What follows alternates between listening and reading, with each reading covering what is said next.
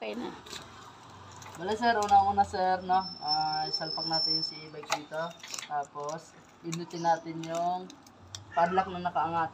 Kasi si e-bike, pag nakaparada po ng after 10 seconds, tutunog ng isang beses, ibig sabihin naka-auto lock siya.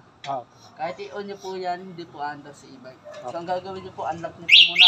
Tanggalin natin yung auto lock.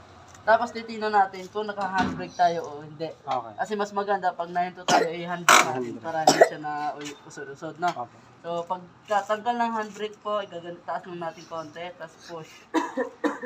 Okay. Tapos ito yung accelerator, ito yung brake. Okay?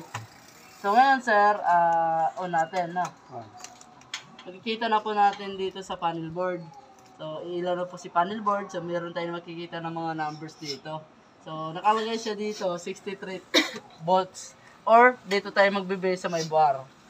Habang na-under si e-bike sir, nagbabaw siya ng bar. Example sir, ginamit natin si e-bike, tapos habang na-under tayo, nagdadalawang bar na lang siya, no? So, warning na po yun na kailangan nating uuwi or kailangan natin i-charge. Okay?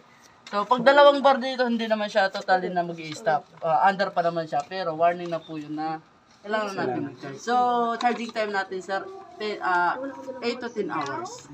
So, example, sir, kailangan na natin i-charge 30 minutes pa nga bago natin i-charge. No?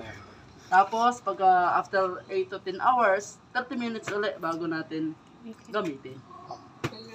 Tapos, sir, nakalagay dito D. Kasi nakatutok siya sa D. Sa drive. Pagka, lagi natin tandaan, sir, pag nahinto tayo, lagi natin ilalagay sa neutral.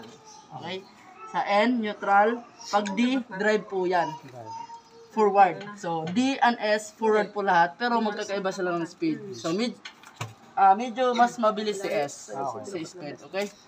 Tapos, dito naman, reverse. So, aatras po yan. Okay?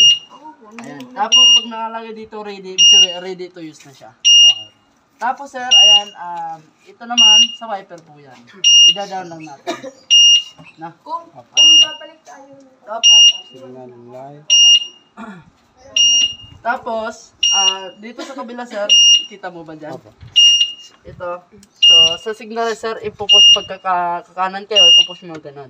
Okay. Tapos, pag nakanan na kayo, hindi na kailangang i-down uli. Kasi automatic yan. Automatic. Okay? Tapos, pagkakaliwa, ganun, down. Tapos, ayan, babalik lang po siya. Okay? Tapos, pag ilaw naman po, sir, ito, naka-off siya. Gaganon mo lang yung ilaw. Iilaw na po siya, tapos high, low. Okay? Ayan, sir, high, low. Ayan. Tapos, pag naka-off yan, meron tayong blinker. Parang sa sasakyan. Ayan. Okay? Tapos, itong pula, sir, ito yung fan. So, meron dalawang switch. Ayan. Mahina. Tapos, stereo, sir, kung gusto natin gamitin yung ginamit ko kanina. I-press mo lang long press. Depende sa'yo, sir, kung Bluetooth o FM. Tapos ito yung volume. Tapos pwede ka mag-USB o mag-charge katulad nito. O papatugtog ka gamit ang USB. Okay? Tapos, sir, ayan, dito tayo sa mga compartment natin. So, pag masilipan mo yung sir, yung battery mo, pwede naman po. Gamit mo yung susi, gagano mo lang. Ito yung battery mo, sir. So, meron siyang breaker, parang sa bahay, no? Para sa safety lang po. Ayan. Pag meron siyang mga mag-short circuit, automatic siya.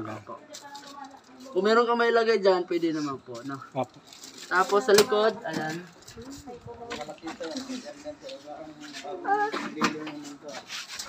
Ito po yung previous nyo, sir. Yung trapal na lang po yung... Opo. Ayan yung previous nyo. Bag, raincoat. Tapos ito yung charger.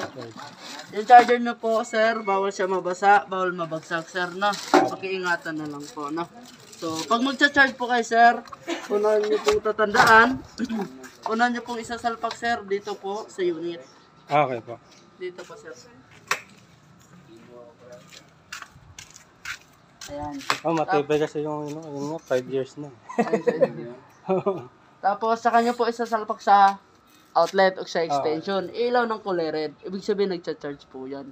Pagka after 8 to 10 hours, mag-green po siya. Okay. So, full charge na po si e-bike. Tanong sir. Kung wala pa naman. Wala pa. Pagka may tanong kayo sir, pwede ka naman tumawag sa amin. Wala dyan, parang kotse eh. Ayan naman ito ngayon, marami yung